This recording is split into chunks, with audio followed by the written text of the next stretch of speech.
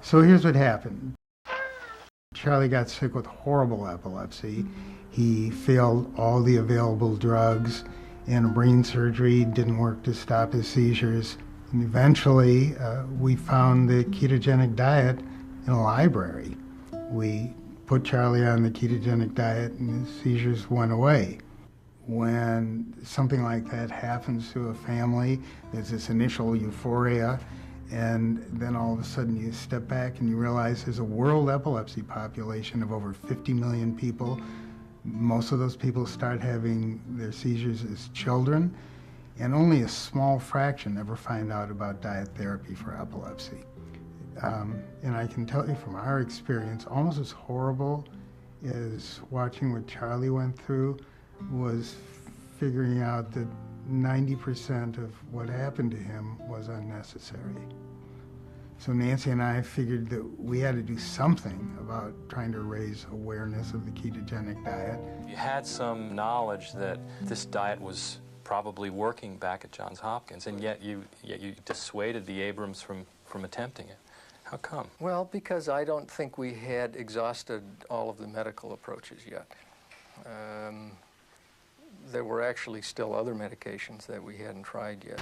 There's something wrong here. There's something really, really, really wrong. I bring my kid to you people for help, and all you do is make him sicker.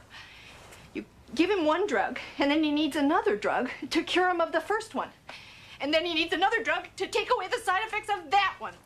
And another one, and another one, and another one. I mean, he has had a rash, swollen glands, a fever, constipation, hemorrhoids, bleeding gums, my God. And he acts like a drunk, a zombie, a psycho. And it's not because of his sickness. It's because of your cure. So why are modern doctors ignoring this diet? Charlie's own doctor has a surprising answer. There's no big drug company behind a ketogenic diet, and there probably can never be unless somebody starts marketing sausage and eggs with cream sauce on it as a drug. You're saying that, in a sense, one of the reasons that the ketogenic diet is not popular at this point is because there's not a big drug company behind it, selling it to the doctors. I think that's probably true. I hate to say that, but I think that's probably true. Johns Hopkins, they took 58 of the sickest kids, put them on the ketogenic diet, and almost a third of them had their seizures go away. Second day of the diet, her myoclonics stopped.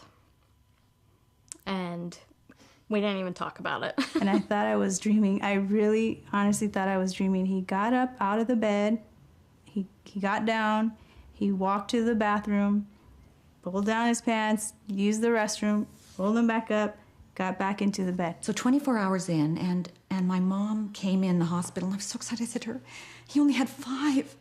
And she was so excited because we went down from 100 whatever to 5. We just sat there and stared at each other. We just have this long history, and it's still kind of true today, is that it seems like whenever we talk about if she's on a good run without seizures, as soon as we talk about it, that's when she's going to have one. It was phenomenal because the school was saying he was so connected, he was learning, he was engaging, and he was communicating. I'm pushing the button, to call the nurse, and I'm like bawling, I'm crying. I'm like, please, you guys gotta come and see this right now.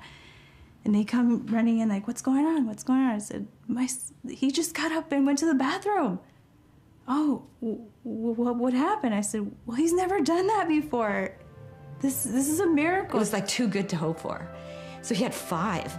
The next day, I think he had 2. And the next day, he had 0. Too big to swing.